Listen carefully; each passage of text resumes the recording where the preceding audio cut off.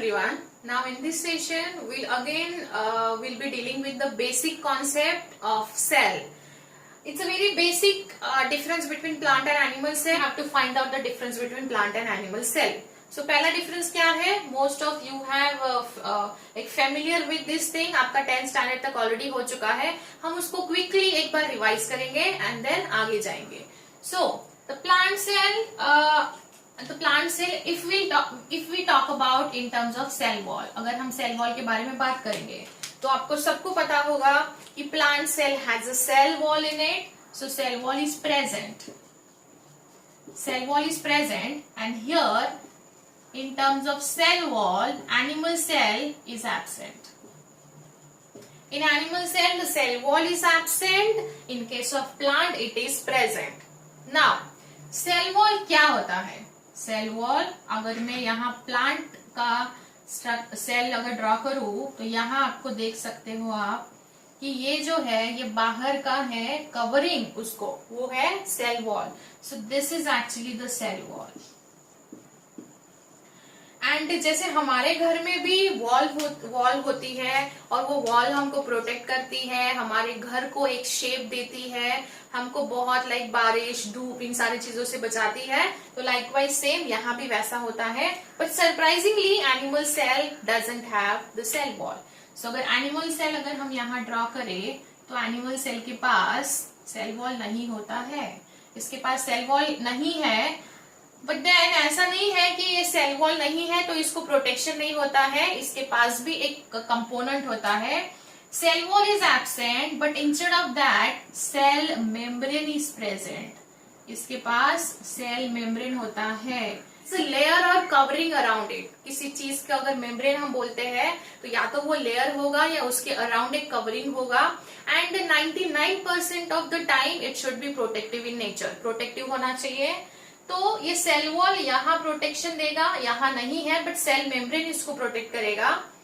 Cell wall अगर बनी है तो किसी चीज की बनी हुई होनी चाहिए. लाइक हमारे घर में जो वॉल बनती है वो किस चीज से बनती है? Right from the soil, cement, bricks, बहुत सारी चीजें मिक्स करके हम उसको बनाते हैं. सो प्लांट में जो सेल वॉल होती है वो सेल वॉल बनी होती है सेल्यूलोज से. ये जो सेल वॉल है सेल्यूलोज से बनी होती है. तो आपको याद रखना है plant cell wall is made up of cellulose, and animal cell they don't have actually the cell wall, but instead of that they have a cell membrane. याद रहेगा, बहुत इंपॉर्टेंट है. Next would be we'll be discussing with their shape. उसका shape कैसा होता है discuss करेंगे. अभी मैंने ड्रॉ किया था. सो ये कौन सा हेक्सागोनल बोल सकते हैं. वैसे तो प्लांट सेल बहुत सारे शेप में आता है. It can be the circular also, it can be the oval, rectangular, polygonal, हर एक शेप में ये अवेलेबल होगा. Because plant is made up of root, stem, leaves and flowers. हर एक सेल टिश्यू बनेगा और टिश्यू अलग अलग नेचर का होता है, अलग अलग शेप का होता है. बट यहाँ इतना याद रखिए, मोस्टली इन जनरल हम याद रखेंगे शेप मोस्टली हेक्सागोनल होता है.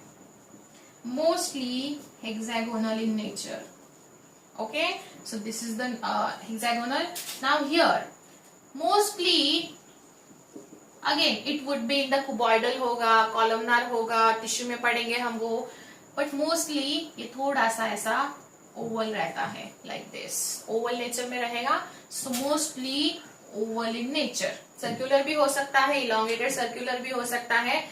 सो हमें बस इतना याद रखना है, हम जो मोस्टली जहां ज्यादा से ज्यादा लाइक 100% सेल है तो उसमें से 90% सेल का जो शेप होगा वो हमें याद रखना है.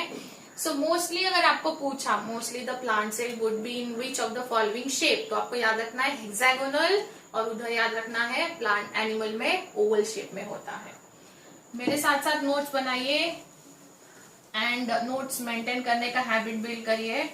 ठीक है, हमने ये दो चीजें पढ़ ली. Third point would be in terms of their storage of food. Storage of food, storage of food, उनको भी तो खाना स्टोर करके रखना पड़ता है ना. तो स्टोरेज ऑफ फूड क्या होगा? यहाँ होता है starch. In the form of starch the plant cell would be storing their food material. और एनिमल में क्या होता है? एनिमल में storage of food in the form of glycogen. So जो हम भी तो एनिमल हम we are also one type of animal, human जो मैमल्स है, और हम हमारे बॉडी में भी एनर्जी स्टोर करके रखते हैं.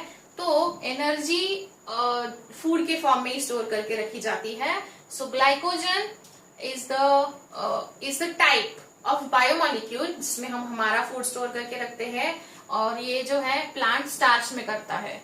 सो आपको ये दो अलग अलग पॉइंट याद रखने पड़ेंगे, स्टार्च एंड ग्लाइकोजन. याद रहेगा, बहुत इजी है, इसको भी नोट कर लीजिए. Now next would be we'll discuss in terms of their ability of photosynthesis. So plant है, हमको पता है plant they are responsible for the photosynthesis. photosynthesis मतलब अगर मैं यहाँ कोई प्लांट ड्रॉ करूँ, ये उसके रूट्स होंगे, ये यहाँ लीफ होगा. सो ये क्या है, ये पूरा जो यहाँ से यहाँ तक वाला एरिया है, it can able to perform the photosynthesis. But then why कौन बताएगा मुझे, क्यों ये फोटोसिंथेसिस करने के लिए रिस्पॉन्सिबल होता है? नेक्स्ट पॉइंट लिखो, because it has a chloroplast, और you can say plastids. Plastids are present in it. Chloroplast और प्लास्टिड्स उसमें प्रेजेंट रहते हैं. अभी क्लोरोप्लास्ट क्या है, आपने देखा होगा लीफ काफी अलग अलग कलर के होते हैं. मोस्टली यहाँ भी हम बात करेंगे, मोस्टली ग्रीन कलर के होते हैं. बट आपने देखा होगा लाइक जब वो इनिशियल मैंगो जो ग्रो होता है, जैसे अभी बारिश के सीजन में आप देखोगे मैंगो कहीं भी जर्मिनेट होना शुरू हो जाता है, अगर सीड कहीं गिरा होगा तो सीड में आप देखो पहले आपको ब्राउन और थोड़ा सा रेडिश लीव्स दिखते हैं, फिर ultimately due to course of time वो ग्रीन होते जाते हैं. आपने आलमंड बादाम का पेड़ देखा होगा, उसमें भी बहुत सारे लीफ ब्राउन होते हैं, फिर वो थोड़े से रेडिश एंड फिर ग्रीन होते जाते हैं. तो plant has almost plastid chloroplast in it with the variety of colours. बहुत सारे अलग अलग कलर्स में उसमें आते हैं, and they are responsible for the photosynthesis. जो कलर पिगमेंट होता है वो फोटोसिंथेसिस के लिए रिस्पॉन्सिबल होता है, मोस्टली ग्रीन होता है.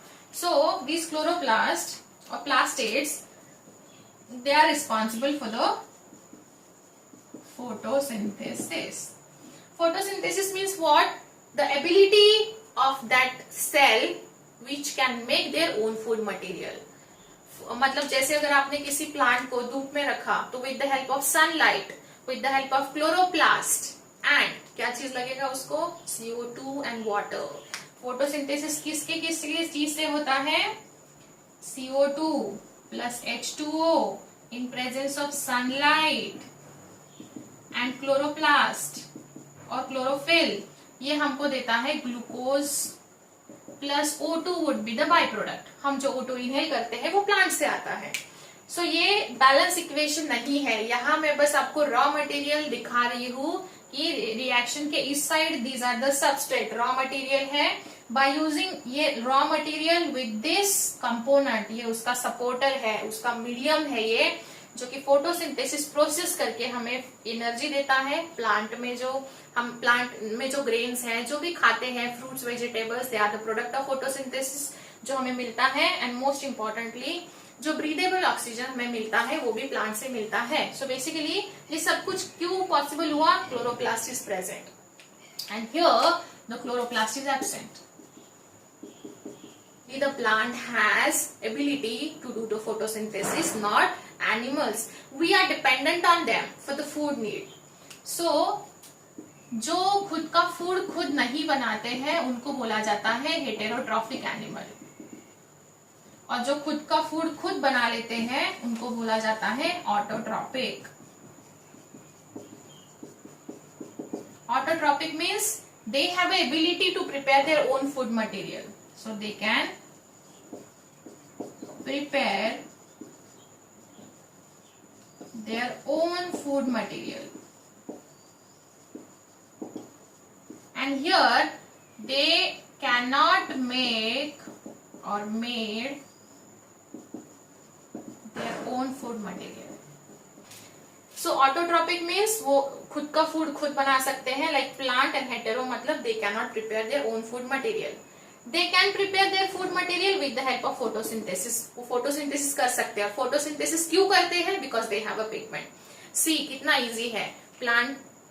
plants have a pigment so that they can be the photosynthetic, they can have a photosynthetic ability, और वो ability के वजह से they can be autotrophic in nature। कैसा? स्टेप बाय स्टेप आपको याद रखना है सो दैट आप कभी नहीं भूलोगे। रटना नहीं है। कितना? See next is the nucleus का लोकेशन कहाँ होता है। Here this is the plant cell. Plant cell has a big vacuole. यहां हम 2 पॉइंट्स डिस्कस करेंगे in terms of vacuole and nucleus. इसके पास ये बड़ा सा वैक्यूल है और ये इसकी वजह से न्यूक्लियस इधर थोड़ा सा कोने में शिफ्ट हो जाता है। Nucleus is peripherally place. Peripherally मतलब क्या? मैं आपको पहले मीनिंग समझाती हूँ। अगर ये सर्कल है तो ये उसका कौन सा पॉइंट हो जाएगा? ये उसका सेंट्रल एरिया हो जाएगा, सेंटर हो जाएगा। और बायो में याद रखना है ये जो पार्ट होगा साइड का, इसको पेरीफेरी बोला जाता है। पेरीफेरी मतलब एज वाला पार्ट, कोने वाला पार्ट, साइड वाला पार्ट। सो यहाँ न्यूक्लियस देखो साइड में है ना। सो न्यूक्लियस इज पेरीफेरली प्लेस्ड। पेरीफेरली प्लेस्ड होता है। क्यों है? बिकॉज वैक्यूल, एक बड़ा वैक्यूल होता है। तो वो भी पॉइंट हम लगे यहाँ डिस्कस कर लेते हैं। इसमें एक वैक्यूल प्रेजेंट होता है। So big one, but it's a big vacuole is present. एक ही होता है जो कि बड़ा होता है और यहाँ प्रेजेंट होता है। और बिकॉज वो वैक्यूल जो है वो न्यूक्लियस को थोड़ा सा नीचे थोड़ा सा पुश करता है so that nucleus has to shift towards the peripheral part. यहाँ क्या होता है देखिए,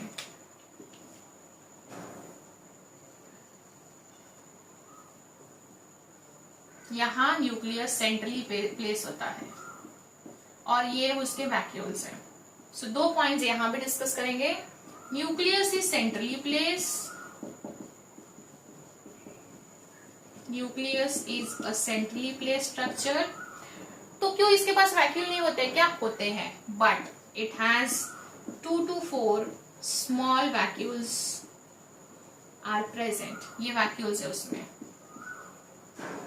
ये भी वैक्यूल है ना। यहाँ हमें 2 चीजें पढ़नी है, तो ध्यान से सुनिए।